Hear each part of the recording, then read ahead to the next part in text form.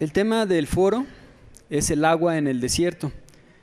Entonces, bueno, es un poquito lo que voy a intentar explicar un poquito también en torno a las investigaciones que se han hecho por distintos organismos para digamos, dar el crédito a todas las personas que han colaborado en las palabras que hoy yo voy a decir. Ha participado el Centro Internacional de Hidrología Subterránea, una organización internacional de geólogos que se llama Geólogos del Mundo. Ha participado en eso también el Instituto de Geofísica de la UNAM, y ha participado una consultora solidaria que se llama Grupo HA, que dirige un investigador de nombre Luis Marín. Entonces, digamos, entre todos estos organismos es que se ha construido la información que a continuación en mi voz voy a explicar, ¿no? Bueno, pero en primera instancia me gustaría platicar un poquito sobre lo que conocemos como el ciclo del agua. El ciclo del agua que nos dice mucho también del ciclo de la vida. La vida nació del mar, evolutivamente nació del mar. Los primeros organismos, los primeros seres vivos estaban en el mar. Hoy la vida sigue naciendo del mar. Está el agua de los océanos, que a través del calor, de la radiación del sol, se evapora el agua. Arriba esas partículas de agua se van condensando, se forman las nubes. A través del viento se viene hacia las montañas, hacia los valles. Con los cambios de temperatura de la atmósfera se precipita y cae en la lluvia. Cae en la lluvia, una parte se escurre superficialmente, otra parte se va a infiltrar a través de grietas que tenga el suelo y se va a ir hasta lugares muy profundos. Otra parte se va a infiltrar y se va a ir por lugares no tan profundos. Otra parte la van a beber los animales, la van a utilizar las plantas, lo vamos a utilizar los seres humanos, y esa también se va finalmente a seguir su ciclo a través de nuestros poros. Todo el tiempo estamos también evapotranspirando, los animales igual, las plantas igual. Entonces se sigue el ciclo hidrológico. La que se infiltró, tarde o temprano, va a llegar a través de las... O si quieren, déjame voltearla para ir señalando con la flechita.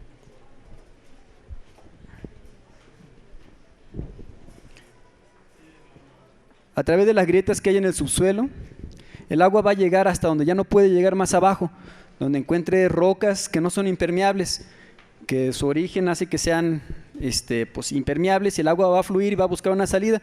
Pero tarde que temprano va a llegar al mar nuevamente. Tarde que temprano, no estamos hablando de días, estamos hablando de agua que se infiltró en algunos casos este año, que ya hoy se acaba de infiltrar, ayer se infiltró. Pero también hay casos de agua que se infiltró hace 60 millones de años, cuando todavía había dinosaurios en esta tierra, cuando no existía la humanidad. Quizá agua que se está infiltrando el día de hoy, quizá va a regresar al océano cuando no exista más la humanidad, cuando nosotros, ni nuestros hijos, ni nuestros nietos existan, posiblemente. Cuando se infiltró mucha del agua que hoy sacan, por ejemplo, en el Bajío a 400 metros de profundidad, que son aguas fósiles, cuando se infiltró esa agua no existíamos como humanidad. Son ciclos del agua, son largos. Quizá nosotros como seres humanos, como seres vivos, recorremos, como nuestra gran parte de nuestra composición es agua, no sé, 80% más o menos, 80% de nuestra composición estamos hechos de agua. Quiere decir que esa agua no se nos va a quedar a nosotros, nosotros no la vamos a tener millones de años. Nosotros sí la vamos a desechar, nosotros sí la vamos a evaporar en nuestros poros cada vez que vamos corriendo, cada vez que andamos con las chivas sudando. Esa agua se va a seguir y va a seguir su ciclo igual hasta el mar. Quizás nosotros como seres vivos hacemos también ese recorrido. Hay algo, por ejemplo, que el pueblo wixárika realiza de manera física.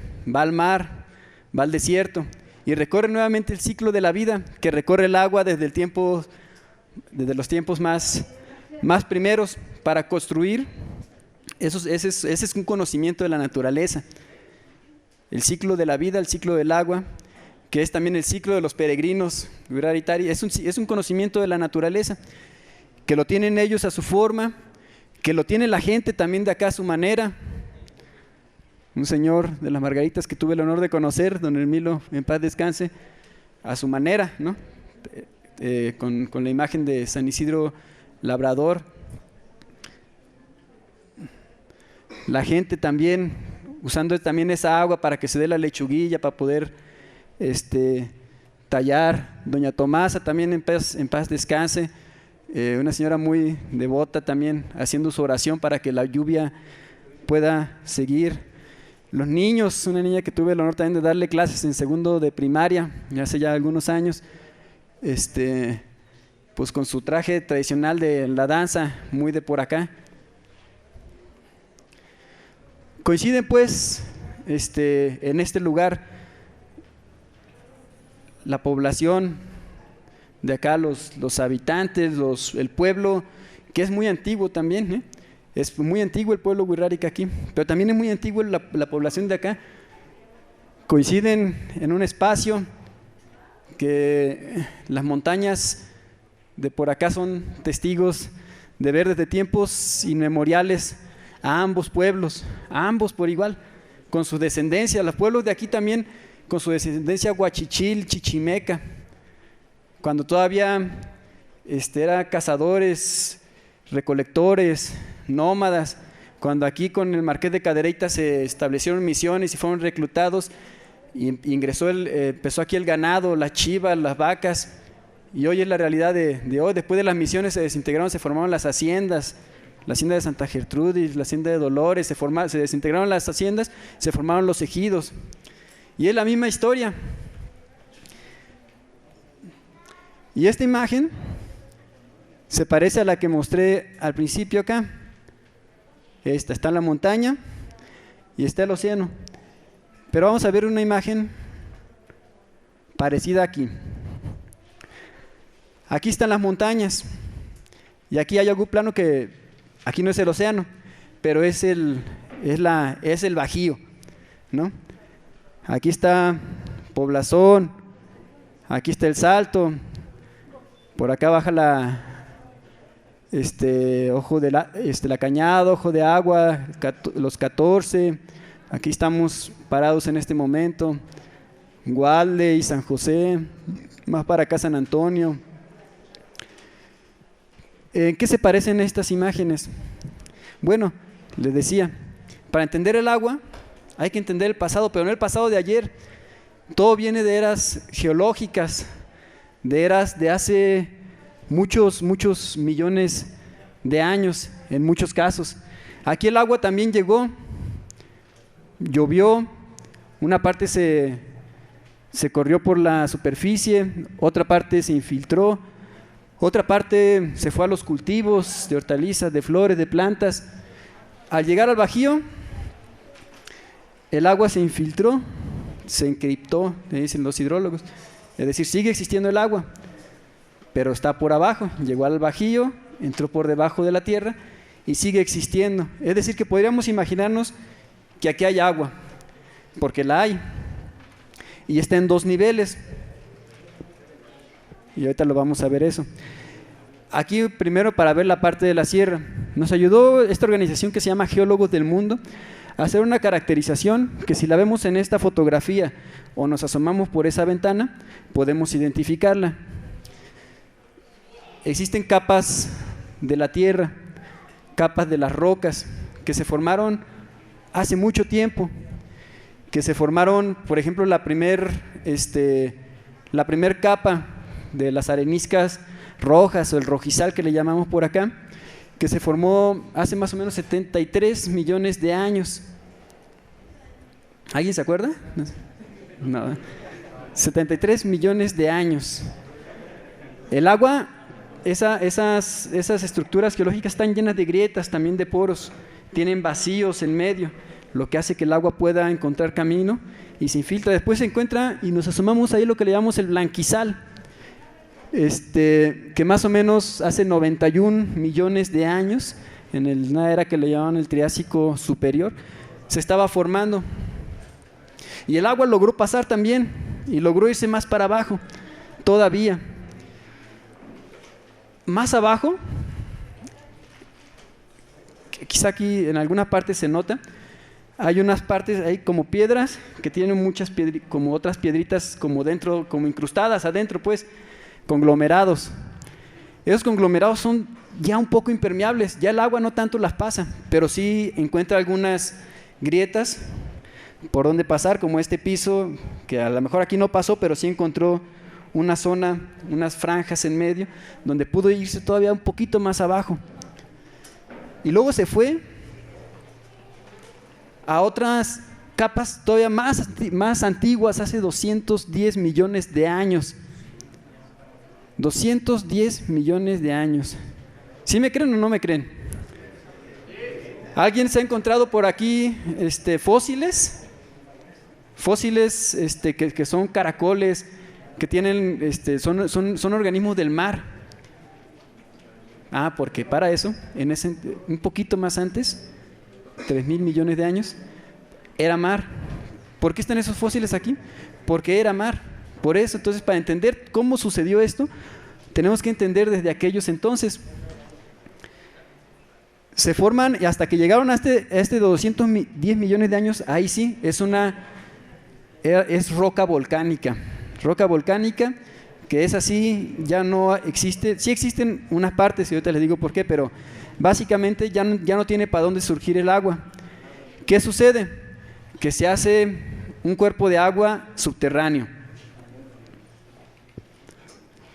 que más o menos lo podemos ver así, si lo vemos así, como si lo cortáramos, ¿no? Va a bajar, va a bajar, va a bajar, y esta que se ve un poquito más gruesa de este color, ese montón de rocas volcánicas, que hasta ahorita los geólogos nadie ha podido identificar qué potencia o qué espesor, qué tan profundo es esas rocas. Hasta ahorita no hay un dato que lo diga. Y toda esta información es posible saberla porque aquí lo que más se ha estudiado justamente es qué hay debajo de la tierra. ¿Por qué? Porque es donde están los minerales, ¿no? Por eso se ha estudiado bastante. Con donde se forma ese cuerpo de agua, bueno, pues está el cuerpo de agua, pero pues llega hasta aquí, llega hasta acá. ¿Hasta dónde llega aquí? Pues hasta donde se acaba la montaña, hasta donde topa con la superficie. Donde topa con la superficie, ahí va a brotar el agua. Va a brotar, y esos son los manantiales que ahorita abastecen a miles de personas en el Bajío, por ejemplo. Son esos los manantiales. Aquí, bueno, aquí estamos viendo este polígono, ese polígono que tiene la empresa minera Real Bonanza. Y aquí están pues, varios de los manantiales, si no me equivoco, este es Estación 14 y este es Waldey, si no me equivoco. Bueno, ahí se ve más o menos, ese cuerpo de agua se forma justamente donde comienzan esas rocas volcánicas. ¿Dónde se forman? Bueno, pues es variable, no es así a la misma, no es un corte así, es variable. Pero dentro de esa variación más o menos está entre los 2.250 o 2.300 metros sobre el nivel del mar. Ese dato es importante por esto. En el marco de lo que se comentaba hace un momento, hay concesiones mineras en la región. Se forma ese cuerpo de agua aproximadamente a los 2.300 metros sobre el nivel del mar. Ya no me voy a entretener mucho en esto, pero sí hay que decirlo. Es justamente donde se estabiliza el túnel que pretende Minera Real Bonanza, a los 2.300 metros sobre el nivel del mar, ¿no? ¿Qué pasó? ¿Por qué se estabiliza ahí? Porque en ese camino del agua, ¿hacia dónde encontraba el agua? Bueno, se iba por las grietas, pero en esas grietas justamente era que con la acción del agua y con los minerales que había entre esas grietas, pasaron los millones de años y en las grietas, en las fallas, se mineralizó la plata. Hace muchos años, pues lograron explotar por aquí. Hoy la minería canadiense llega con la posibilidad de explotar hasta acá a estas profundidades, y no solo, sino también de trabajar en medio del agua. No de trabajar en medio del agua, más bien de bajar, de quitar el agua donde ellos necesitan trabajar, ¿no? Ese es el riesgo de la empresa minera. ¿Qué quiere decir esto? La empresa minera pone en riesgo los manantiales de miles de personas, el abasto de agua de miles de personas, solo en cantidad, pero también en calidad. Me regreso nuevamente a esta imagen, porque les decía que eso es aquí en la Sierra de 14. Pero ¿qué pasa ahora la naturaleza hidrológica más abajo, en el Bajío? Que aquí lo veíamos una imagen parecida, que era como el océano. Pero ¿qué sucede? En el Bajío, de acuerdo a los estudios que se han realizado, y bueno, eso en realidad cualquier persona que vive en el Bajío lo conoce, que existen un nivel de agua en el Bajío que en algunos lados está a los 70 metros, en algunos lados está a los 65 metros, se encuentran ya el agua. En otros lados se lo encuentran incluso a los 35 metros. Esto depende de la altura del terreno superficial y también de la forma de la roca del subsuelo. Pero ese es un nivel de agua superficial, que es el que más o menos se llena, se recupera cada año con las lluvias de cada año. Pero hay otro nivel más abajo,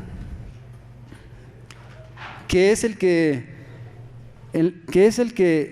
encuentran las jitomateras, que es el que encuentran las mineras, que es el que encuentran en algunas zonas de riego, por ejemplo, pero que son aguas fósiles. Estas aguas son las que se infiltraron, quizá en algunos casos hace 1000 años, otros casos 10.000 años. Y esa es agua que le llaman un acuífero confinado, un acuífero cautivo. Está en el subsuelo, pero está encerrado. ¿Qué sucede cuando pasa eso? Si ustedes meten a una bolsa de agua amarrada, le meten un popote, ¿qué es lo que sucede normalmente? El agua sube por el popote, ¿no? Ese es 2 minutos. Ah, no, ya, perdón. Sube por el popote, eso se llama presión, es la presión que hace algo encerrado, presión piezométrica se le llama. El agua sube. ¿Qué quiere decir? Que es un agua que desde hace millones de años se encuentra, pero se encuentra limpia. ¿Por qué? Porque no baja.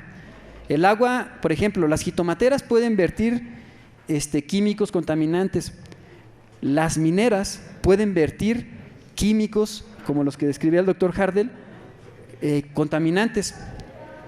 Las mineras pueden depositar depósitos de residuos químicos y van a irse, pero no tan fácil se van a contaminar esas aguas que están en el acuífero más profundo, porque ahí por presión el agua no permite que baje, sino que sube.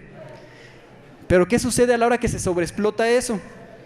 Se sobreexplota y entonces la presión baja, le sacan el agua a esa bolsa, la presión va a bajar y entonces, ahora sí, el agua va a poder, no solo el agua de lluvia, el agua con todos los contaminantes que trae, de las agroindustrias, de las mineras, de todo lo que se lleve el agua consigo, pues baja. ¿Qué sucede cuando sucede esto? Bueno, pues el agua se utiliza para los cultivos. ¿Por qué sale el agua caliente en varias zonas de riego? O quizá algunos o casi todos nos hemos dado cuenta que el agua sale más salada. ¿Sí es verdad o no es verdad en el Bajío? Sale más salada el agua. ¿Por qué? Bueno, la principal explicación es porque aquí hace millones de años era mar. Porque a la hora que el agua subió y disolvió todos los minerales que se iba encontrando, pues se encontró cloruro de sodio, se encontró sal, y finalmente por eso va saliendo cada vez más salada. Sale más caliente también porque un poco más abajo hay actividad volcánica pequeña. Ya, 2 minutos más, ¿va? Pequeña, y por eso sale esa agua hidrotermal. También el calor hace que suba. Pero eso no se llama aprovechamiento del agua. Lo que hacen las mineras no se llama aprovechamiento del agua. Lo que hacen las agroindustrias no se llama aprovechamiento del agua. Eso se llama minería del agua. Porque no están aprovechando el agua, están aprovechando un recurso que no se va a volver a recuperar. Eso se llama minería del agua en repercusión de los que vienen, de los hijos, de los nietos. Una cosa que sucede simultáneamente es la de las jitomateras, no solo con el aprovechamiento del agua subterránea. Alguien, o casi todos seguramente, visto desde acá arriba, el Bajío, se ve así, lluvia por este lado, lluvia por este lado, y donde están las tomateras no hay lluvia, hay una desviación, una modificación climática para evitar la lluvia y evitar la enfermedad en los jitomates, como la podredumbre gris o la mosquita blanca. ¿Qué sucede esto en el marco de...? Vamos a brincarnos todos esos. ¿Qué sucede esto en el marco de que esos acuíferos hoy tienen una sobreexplotación? Esos son los 3 acuíferos que rodean lo que se le denomina Wirikuta, que son 140,000 hectáreas, el acuífero Vanegas 14, el Cedral Matehuala y el Matehuala Huizache. Todos están sobreexplotados. Este acuífero en el que estamos parados se le sacan 2 millones de metros cúbicos al año, de más de lo que tiene, de la capacidad de recarga que tienen. El acuífero Matehuala Huizache se le sacan 16 millones de metros cúbicos al año.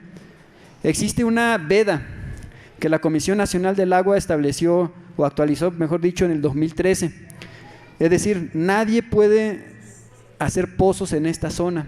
Nadie de la gente, nadie de los ejidos, salvo con alguna concesión especial o que sean las agroindustrias, eso sí pueden hacer, o las mineras, o qué tal la misma Comisión Nacional del Agua, cuando ellos mismos deciden hacer 5 pozos profundos en este acuífero, estos 5 pozos, en este acuífero Matehuala Huizache, para beneficiar a las mineras, y cuando deciden construir la presa de la Maroma para beneficiar a la minera del Grupo Frisco.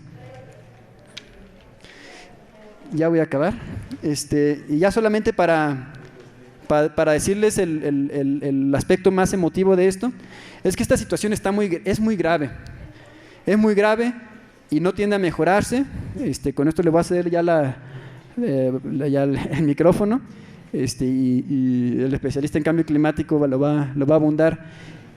Este es el desierto chihuahuense, es el desierto de México, y esta cosita que está aquí, es la Sierra de 14, donde estamos en este momento. Esto ocupa el 0.3% de todo el desierto, pero en ese 0.3% está representado el 80% de las aves de todo ese desierto, el 60% de los mamíferos, y el 50% de la flora, más o menos. El desierto, bueno, hay una cosa muy particular. Cuando se hizo la clasificación de climas de México, quien la hizo, la doctora Enriqueta García, identificó la especie de la gobernadora. Yo creo que nadie la conoce aquí, ¿o sí la conoce? No, la especie de la gobernadora, la rea tridentata, es la que predomina, es la que marca el funcionamiento de los ecosistemas, en el sentido que es la que predomina por donde quiera. Bueno, esa especie es una especie sensible al clima. Es una especie sensible al clima. De modificarse el clima, de modificarse las condiciones de sequía, las condiciones de agua, de temperatura, bueno, la distribución de esa especie cambia. Y con ello todas las especies asociadas, los que dependen ecológicamente de lo que hace esa especie. Bueno, las condiciones de cambio climático para la zona no son nada alentadoras. Con eso termino mi intervención. No son nada alentadoras, y los proyectos extractivos que hay en la región agudizan ese problema. Gracias y disculpa la moración.